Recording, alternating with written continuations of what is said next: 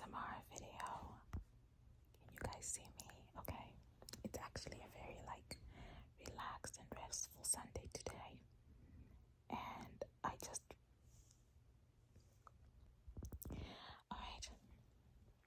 So I wanted to catch up with you guys and just record some videos, but I don't feel like sitting by the microphone and all that stuff and the lighting or anything, so please just bear with me. I want to tell you guys a funny story. One of my favorite influencers was scammed recently, and I just want you guys to hear the story and how she handled the situation, because she is such a boss for the way she handled this. Okay, so I am just gonna call her I'm just gonna call her Miss O, because that's her name. Owami is her name. But anyway, she runs a channel where she actually exposes scammers and just talks in general about negative things that we're experiencing. She also runs a celebrity blog. She's based in South Africa, so completely different world. But I love her content. Not all of it, but I watch enough of it to enjoy. And what I really love, the core content that I really love, is not when she's talking to other people or when she is hold on, let me switch this setting. My favorite content of hers is not when she is talking with other people or she is discussing other celebrities. I love when she is sharing her personal stories. How I found her was she was doing a series on her divorce and things she went through with her ex-husband and everything. And then she did another story about what she went through growing up with her father and her mother passing away and everything. So her personal story times are just so good. Then she did this one. Okay. So she runs a studio. And it is a production studio where you go in and you make videos and stuff like that. And she had a couple clients come in, and there was one client who came in with a friend, and she says that the person who came in, let's just call him Jay comes in. This man apparently had charisma and talent and just very charming and personable. So she was actually encouraging to say, you've got a great personality.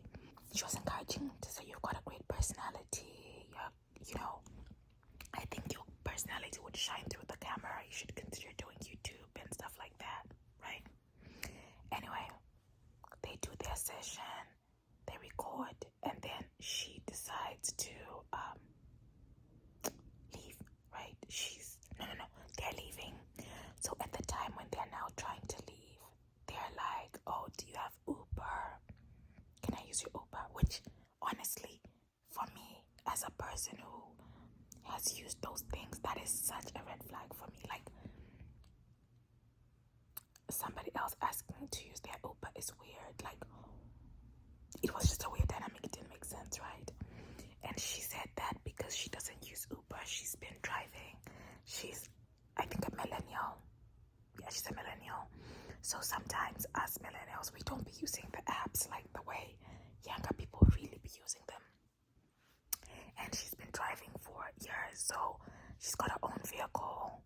She doesn't use Uber Eats or DoorDash. I barely DoorDash or Uber Eats either, because I just don't understand why I would order food and have somebody deliver it to my door. There's just a certain, that's too much.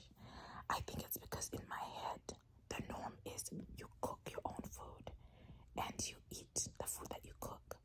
So if you're already eating out, that's already like a luxury. Then to add on to that, not picking up and paying somebody else to pick it up for you, it's just too much. It doesn't make sense, because I do DoorDash on the side for money. But I could never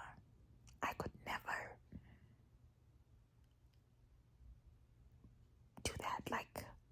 I've never done it before. I've never ordered off of DoorDash.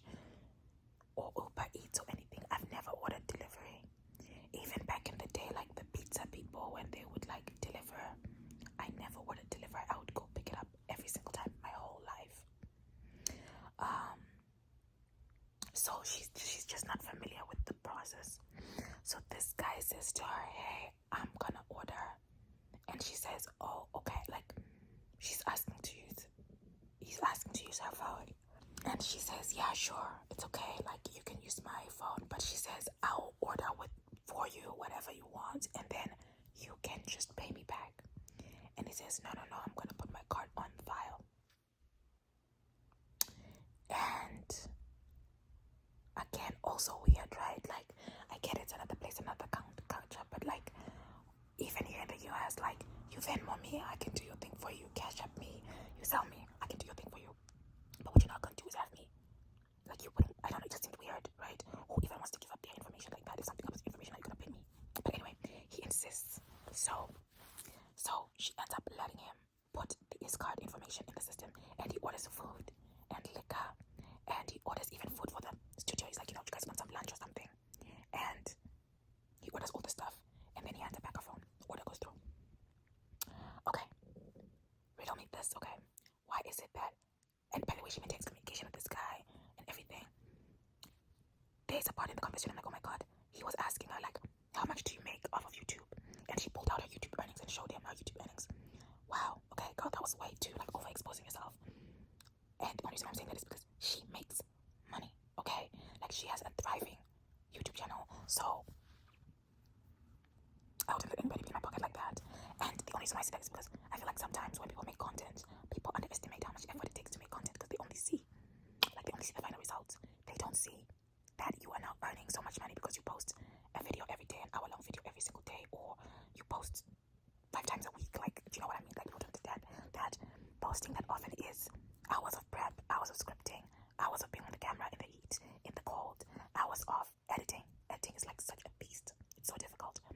And then post-production, everything, thumbnails, text, all that stuff. So people sometimes don't get that the money that you're earning now monthly is an accumulation of a lot of hard work.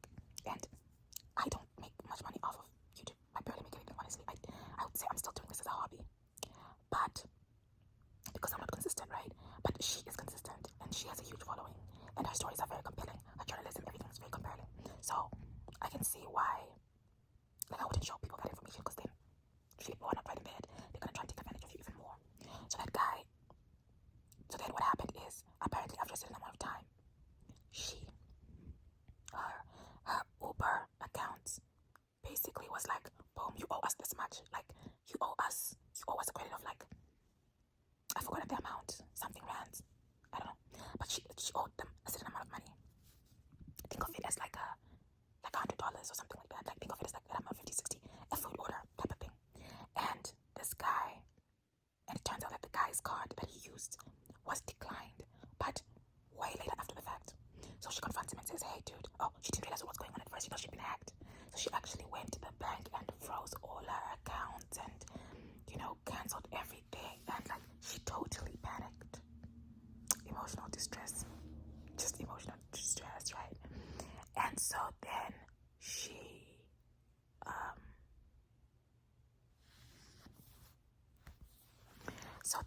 decided that, you know what, I am going to figure out what's going on. So she realized, these transactions didn't go through. So the first half of the transactions didn't go through. So she reached out to the guy and said, hey, your transactions didn't go through that you used on my card. Can you send me the money? Because right now, basically, she was blocked out of her Uber account because she owed this money. So she reached out to him. He was like, nah, I got you. Cool. She didn't stress him. She's like, again, she doesn't, oh my god, my neighbors. Anyway, she's like, again, she doesn't use Uber often, so she wasn't really like stressed about it. So she just was like, it is what it is. Then she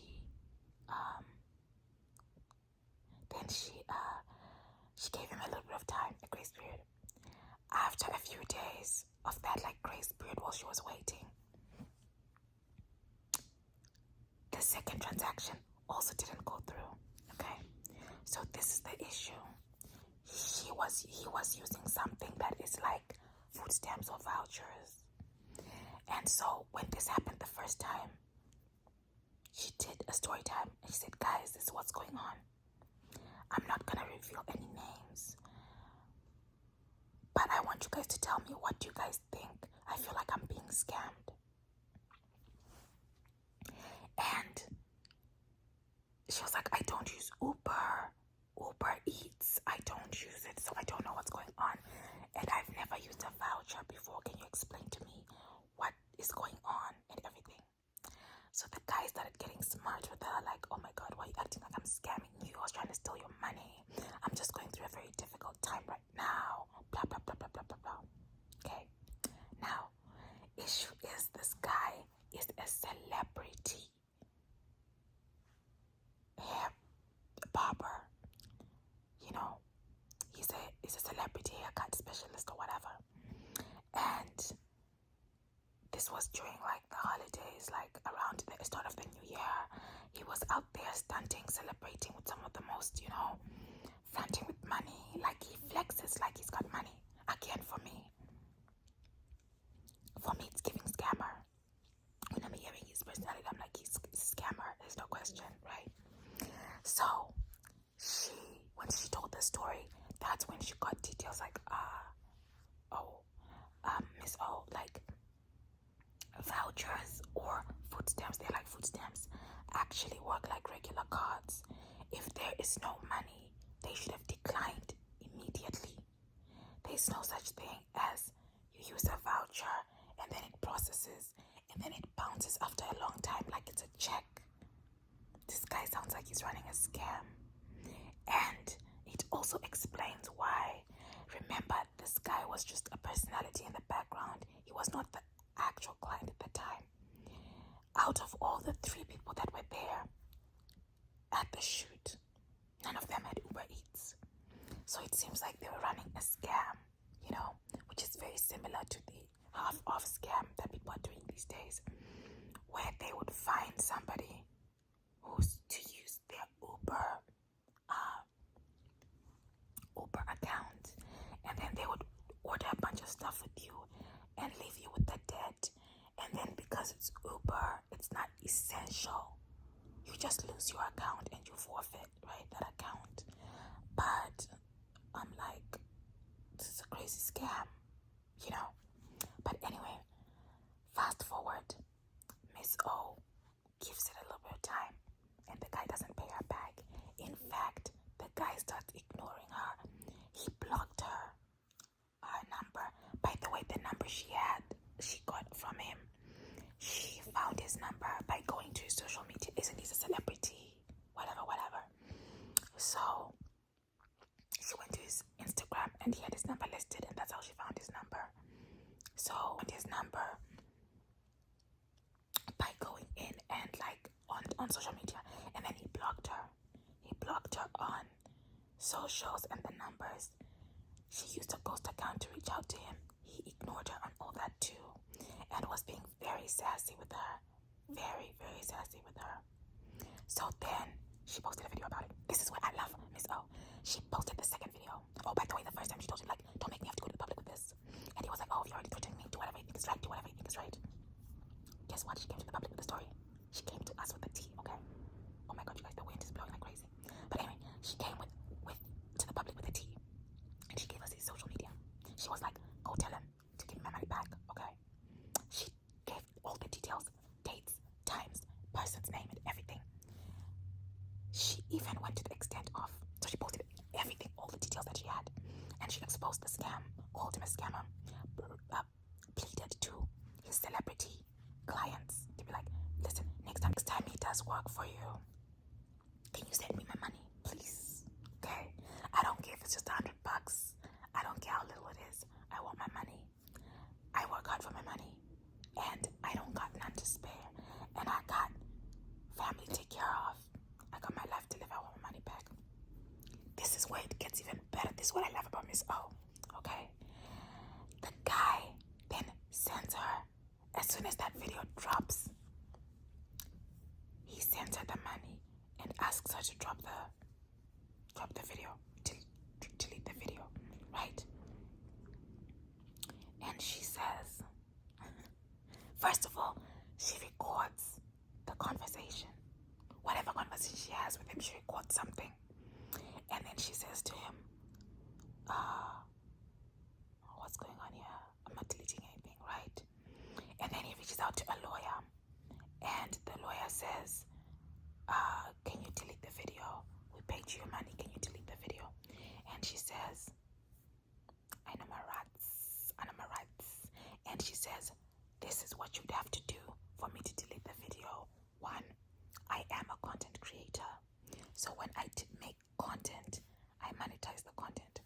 So if you want me to delete the video, you're going to have to compensate me for the monetary value of the video itself, because I did not lie in the video, evidenced by the fact that he paid me the money as soon as I put pressure on him. Two, you're going to have to compensate me for emotional distress so that we can settle this. I love her. She's so smart. She is so smart. And she sent it in, and she was like, if you guys agree to this, I'll take it down. I don't know if she's taking it down. Let me go check. Okay, I just checked. I just checked, and guess what? She never took the video down. That means they never paid her. The lawyer, and it's so funny because the first video was a warning shot. The second video was all the details. The third video was in response to the lawyer saying, they got a lawyer. It's so funny because I'm like, this is what I call monetizing your life's problems. And also just being such an open person and a content creator. Content creation requires vulnerability. But when I tell you that, I was so happy that, one, she raised awareness on a type of scam that was going on in her community. And two, she did not back down. I don't know if she has a legal department in her community or business or whatever, but she is very clever. Shout out to her. The video is still up. But I just wanted to share you guys what my favorite influencer went through, almost getting scammed. One of my favorites, and not influencer, content creator, one of my favorite content creators, and how she handled the situation. I hope you enjoyed the video. Don't forget to comment, like, and subscribe. Bye. Oh, one other thing, guys, is I did post a 1 hour long sleep clinic style video. It has got a 30-minute questionnaire. So if you enjoy whisper rambles from me, the first 30 minutes is a questionnaire, so whisper ramble style. And then the last 30 minutes is inaudible whispering, semi-inaudible whispering, personal attention type video. And it's an hour long. I made the video because I think that is, I'll do a thing about why I made the video, but I just want to let you know